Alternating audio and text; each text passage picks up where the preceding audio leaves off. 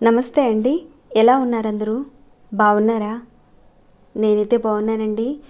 మీ అందరికీ అమ్మవారి ఆశీస్సులు ఎల్లప్పుడూ ఉండాలని కోరుకుంటూ, ఇంతకీ ఇప్పుడు చెప్పుకోబోయే ఈ పరిహారాన్ని ఎవరు చేసుకోవాలి, చేసుకోవడం వల్ల కలిగే ఫలితాలేంటి, ఇలాంటివన్నీ కూడా ప్రతి ఒక్క విషయం ఈరోజు వీడియోలో నేను తెలియజేయబోతున్నానండి. చాలా ఇంపార్టెంట్ అయిన విషయాలన్నీ కూడా ఉన్నాయండి ఈ వీడియోలో. ఎక్కడ ఏ పాయింట్ని మీరు మిస్ చేసుకోకుండా ఎండింగ్ వరకు చూడండి. మీరు స్కిప్ చేస్తే ఎక్కడో ఒక పాయింట్ని మీరు మిస్ అవుతారు. ఈ పరిహారం చేసుకునే సమయంలో మీకు చాలా డౌట్స్ వచ్చేస్తాయి, సరిగ్గా చేసుకోలేరు. కాబట్టి కన్ఫ్యూషన్ అనేది రాకుండా ఎండ్ వరకు చూడండి, అన్ని విషయాలు తెలుస్తాయి. ఇక అలానే ఎప్పుడు చెప్పే మాటేనండి, మిమ్మల్ని ఎప్పుడు రిక్వెస్ట్ చేసే మాట, ఈ వీడియోకి ఒక చిన్న లైక్ చేయమని. ఇంకాను ప్రతి ఒక్కరి జీవితంలో అనేక రకాలైన సమస్యలు ఉంటాయి కదా, వాటి నుంచి బయటపడడానికి పరిహారాలు, పూజలు ఎన్నో ఉన్నాయండి మన ఛానల్లో. మీరు ఛానల్లోకి వెళ్ళండి, ఒకసారి సెర్చ్ చేయండి. మీ మనసుకు నచ్చిన, మీరు చేయగలిగే, మీకు వీలయ్యే పరిహారాన్ని కానీ పూజని కానీ ఎంచుకొని ప్రయత్నం చేయండి. మీకు వచ్చిన మార్పుని, రిజల్ట్ని నాతో షేర్ చేసుకోవడం మర్చిపోకండి. సబ్స్క్రైబ్ కాకుండా ఉంటే సబ్స్క్రైబ్ చేసుకుని బెల్ బటన్ ప్రెస్ చేసి ఆల్ నోటిఫికేషన్ తప్పకుండా ఆన్లో పెట్టుకోండి. అలా పెట్టుకుంటే ఏ నోటిఫికేషన్ ఎక్కడ మిస్ కాకుండా మీ వరకు వచ్చేస్తాయి. ఓకేనండి, ఇక మనం ఈ పరిహారం గురించి తెలుసుకుందాం. ఈ పరిహారాన్ని ఆడవారైనా మగవారైనా ఎవరైనా చేసుకోవచ్చు. ఈ పరిహారాన్ని చేయడం వల్ల మీ ప్రేమ వ్యవహారాల్లో అపజయం కలుగుతుంటే విజయం కలగడానికి, మీ మనసులో ఏవైతే కోరికలు ఉన్నాయో వాటిని సాధించడానికి కూడా మార్గాలు మీకు బాగా తెలుస్తాయి. ఇంతకీ ఈ పరిహారాన్ని ఎవరు చేయాలి, ఏ రోజు చేయాలి, ఇంకా మరిన్ని విషయాలన్నీ కూడా చెప్తాను. ముందుగా మీరైతే గోధుమ పిండి అలానే శనగపిండి తీసుకోండి. ఈ రెండింటిని సమాన భాగాలుగా చేసి దానిలో తగినన్ని నీటిని పోసి మనం చపాతీ పిండిని ఏ రకంగా తయారు చేసుకుంటామో అదే రకంగా తయారు చేసుకోండి. కాస్త చిన్నదైనా పర్వాలేదు, పెద్దదైనా పర్వాలేదండి, చిన్న పిండి ప్రమిదలాగా తయారు చేసుకోండి. మన పూర్వీకులు తంత్ర గ్రంథాల్లోనూ జ్యోతిష్య గ్రంథాల్లోనూ అనేక పరిహారాలను చెప్పారు వారు. మీరు ఈ పరిహారం చేసేటప్పుడు పూర్తిగా ఈ పరిహారం మీద ఒక నమ్మకం అనేది పెట్టి చేస్తేనే ఫలితం వస్తుంది. ఓకేనండి, ఈ రకంగా మీరు పిండి ప్రమిదను తయారు చేసి పెట్టుకోండి. తర్వాత ఒకే ఒక్క ఏక వత్తి అనేది అవసరం పడుతుంది. 2 ఒత్తులు కలిపి, ఒకటి కాదండి, ఒకే ఒక్క వత్తి తీసుకోండి. జస్ట్ నేను ఇక్కడ డెమోగా చూపిస్తున్నానండి, అంతేగాని మీ వరకు మీరు ఒకే వత్తి తీసుకోండి. ఆవు నెయ్యి కానీ, కొబ్బరి నూనె కానీ, నువ్వుల నూనె కానీ, ఏదైనా సరే నూనెలు తీసుకోండి. అంటే ఈ 3 నూనెల్లో ఏదో ఒకటి తీసుకోండి. మిగతా ఎలాంటి నూనెలను కూడా వాడకండి. ఆవు నెయ్యి, కొబ్బరి నూనె, నువ్వుల నూనె, ఈ 3 మాత్రమే, ఈ 3లో ఒకటి తీసుకోండి. ఈ పరిహారాన్ని చేయడం వల్ల ఏంటో చెప్తాను ఇప్పుడు. ఈ పరిహారాన్ని చేసుకోవడం వల్ల సంపాదనలో వృద్ధి కలుగుతుంది, డబ్బు కూడా వస్తుంది.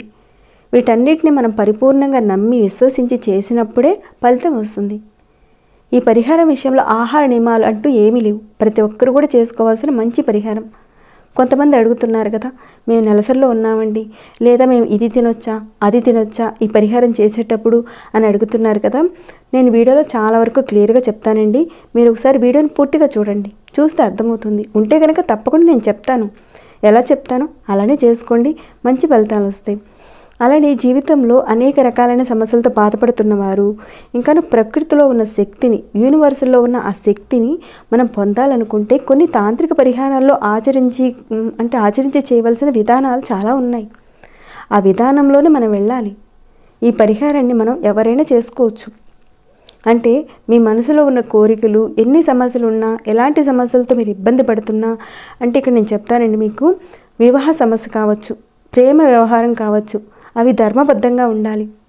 అలానే అనారోగ్య సమస్యలు కావచ్చు, ఇంకా కుటుంబ సభ్యుల మధ్య సమస్యలు, అంటే కొట్లాడుకోవడం, అనేక రకాలైన సమస్యలు ఉన్నా, ఇట్లాంటి వాటన్నిటికీ కూడా ఈ పరిహారం చాలా బాగా ఉపయోగపడుతుంది. మీరేం చేస్తారంటే ఒక పేపర్ తీసుకోండి. కొన్ని పరిహారాల్లో ఒకే ఒక కోరిక కోరుకోవడం అనేది జరుగుతుంది, కానీ ఇక్కడ మీకు ఎన్ని కోరికలు ఉన్నా అన్ని కోరికలు రాసుకోవచ్చు. అలానే ఎన్ని సమస్యలు ఉన్నా అన్ని సమస్యలను కూడా ఇక్కడ రాసుకోవచ్చు అనమాట. అది ఎలానో చెప్తాను.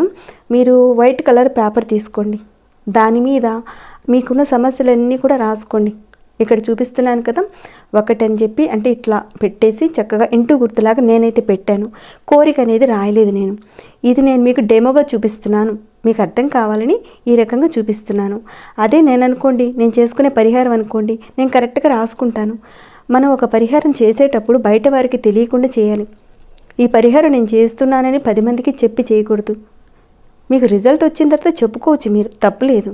కానీ చేస్తున్నప్పుడు మాత్రం మీరు చెప్పకూడదు. అదేవిధంగా ఇక్కడ నేను డెమోగా చూపిస్తున్నానండి. ఇంటూ గుర్తులు అనేటివి నేను పెట్టాను. మీరు అడుగుతారేమో చెప్తున్నాను. మీ సమస్యలన్నీ కూడా 1 by 1 రాసుకుంటూ వెళ్ళండి ఈ పేపర్ మీద.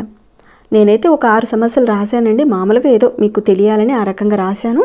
మీరైతే కరెక్ట్గా రాసుకోండి. సమస్యలు ఎన్నున్నా 20 కానీ 30 కానీ 50 కానీ ఎన్నున్నా మీ కోరికలు కానీ అన్నీ రాసుకోండి. ఉద్యోగం కావాలి, భార్యాభర్తల మధ్య గొడవలు తగ్గాలి, భర్త భార్య మాట వింటలేదు, అలానే భార్య భర్త మాట వింటలేదు, ఇంకా అతను వ్యసనానికి గురయ్యాడు, అది తగ్గాలి, ఇంకా మందు తాగేవారు ఎవరైనా ఉంటే అది మానేయాలి, వ్యాపారం బాగా జరగాలి.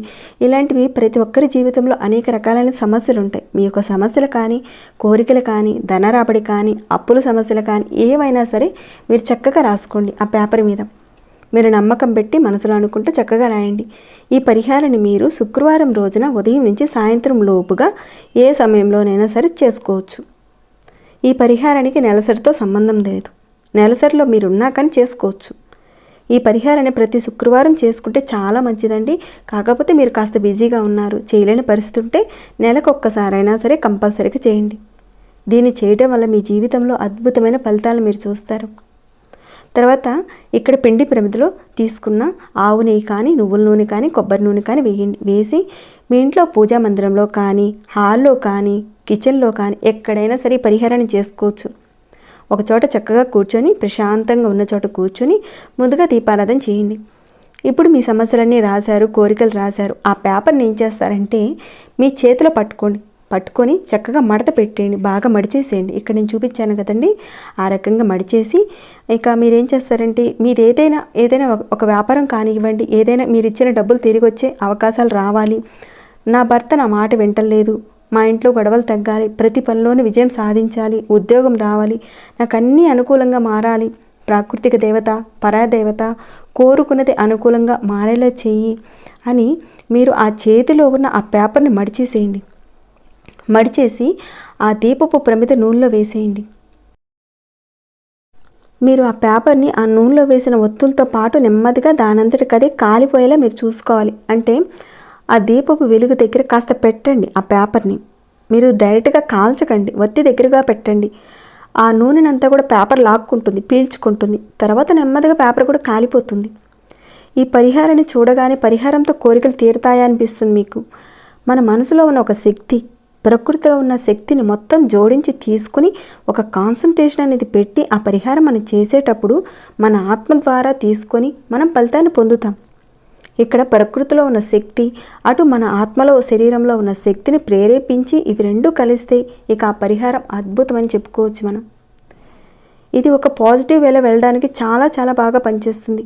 మన ఒంట్లో ఉన్న పాజిటివ్ శక్తి అనేది బయటకు వస్తుంది. మన ఒంట్లో ఉన్న ఆత్మశక్తి ఉపయోగపడి మన కోరికలు నెరవేరుస్తుంది. అందుకని చాలా వరకు మన థింకింగ్స్ కూడా పాజిటివ్ థింగ్స్లోనే ఉండాలని చెప్తారు. నెగిటివ్గా ఉండకండి ఎప్పుడు కూడా. అది అవుతుంది అని ఈ పరిహారం చేసిన తర్వాత మీకు వచ్చిన మార్పుని తప్పకుండా నాతో షేర్ చేసుకోవడం మర్చిపోకండి. అవుతుందా లేదా అని ఒక అపనమ్మకంతో మాత్రం చేయకండి. అంటే కొందరు కామెంట్స్ పెడుతున్నారు, నేను చూస్తున్నాను, అది నిజమేనా, ఇది జరుగుతుందా అని ఇలాంటివి అడుగుతున్నారు. అంత అనుమానంగా చేస్తే రాదండి రిజల్ట్స్. నమ్మకంతో చేయండి. ఇక్కడ పెట్టిన పేపర్ పూర్తిగా కాలకపోయినా పర్వాలేదండి. ఇక్కడ మీరు చూస్తున్న పేపర్ చాలా వరకు ఆ నూనెనంతా కూడా బాగా పీల్చుకొని చక్కగా కాలుతుంది. ఈ మాత్రం కాలకపోయినా సగం సగం కాలినా పర్వాలేదు. తర్వాత అలా కాలిన తర్వాత కొండెక్కుతుంది. కొండెక్కిన తర్వాత మీరు పేపర్ వేశారు, పేపర్ కాస్త ఆ నూనెను పీల్చుకుంటుంది. వెలుగుతున్న ఆ దీపారాధన నుంచి కాస్త ఆ పేపర్ కూడా కాలుతుంది. ఆ తర్వాత దీపారాధన కొండెక్కిన తర్వాత ఆ ప్రమిద కాస్త చల్లారనివ్వండి. కొంచెం వేడిగా ఉంటుంది కదా, కాస్త చల్లారిన తర్వాత కొద్దిగా పంచదార తీసుకోండి. ఆ దీపం కొండెక్కి పూర్తిగా అయిపోయిన తర్వాత కాస్త పంచదార దాంట్లో వేయండి. ఇక కొండెక్కిన తర్వాత ప్రమిద కాస్త మెత్తగా ఉంటుంది కదా, కాస్త ప్రమిద వేడిగా ఉంటుంది. ఆ వేడి తగ్గిన తర్వాత ఆ ప్రమిదని మీ చేతిలోకి తీసుకొని పిండి ముద్దను మీరు ఏ రకంగా చేస్తారో అలా గట్టిగా నొక్కి ముద్దగా చేసేయండి. అంటే ఆ కాగితం పెట్టారు కదండి, అదంతా కూడా మసి అయిపోతుంది. అలానే దాంట్లో ఒత్తులు ఉన్నాయి, ఇంకా పంచదార కూడా ఉంది.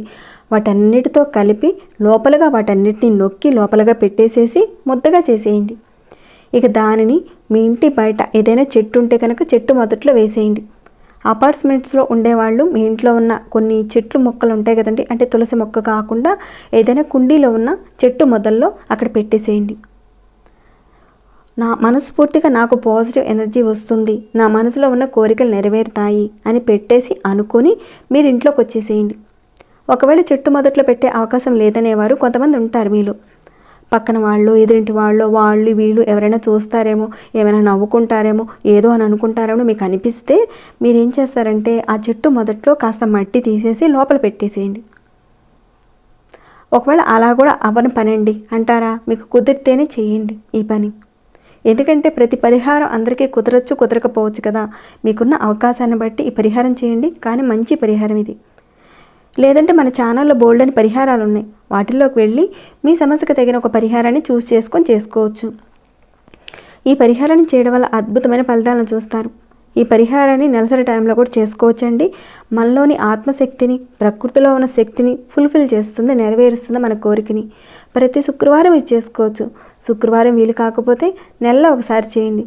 ఎప్పటిదాకా చేయాలి మరి అంటారేమో, అది కూడా చెప్తానండి. మీ పని పూర్తి అయ్యే వరకు చేయండి. మీ కోరిక నెరవేరే వరకు, మీ సమస్యలు తీరే వరకు చేయండి. నెరవేరాలంటే మీ నమ్మకాన్ని బట్టే ఉంటుంది. ఒక పాజిటివ్ థింక్తో చేయండి, నెగిటివ్ థింక్తో మాత్రం చేయకండి. తప్పకుండా చేయండి. చేసిన తర్వాత మార్పునైతే, రిజల్ట్ అయితే నాతో షేర్ చేసుకోవడం మర్చిపోకండి. ఇక ఈ వీడియోని ఇంతటితో ముగిస్తున్నాను. ఇంకేమైనా డౌట్స్ ఉంటే అడగండి, రిప్లై ఇస్తాను. ఇంకా ఎలా అనిపించింది ఈ వీడియో పట్ల అన్నది కాస్త కామెంట్ రూపంలో నాకు తెలియచేయండి. ఇంకా లైక్ చేయకుండా ఉంటే ఒక చిన్న లైక్ చేయండి. సబ్స్క్రైబ్ కాకుండా చూస్తుంటే సబ్స్క్రైబ్ చేసుకోండి. ప్రతిరోజు మన ఛానల్లో ఉన్న వీడియోస్ని చూస్తూ ఉండండి. మరొక భక్తి వీడియోలో మళ్ళీ మిమ్మల్ని కలుసుకుంటాను. అంతవరకు సెలవు.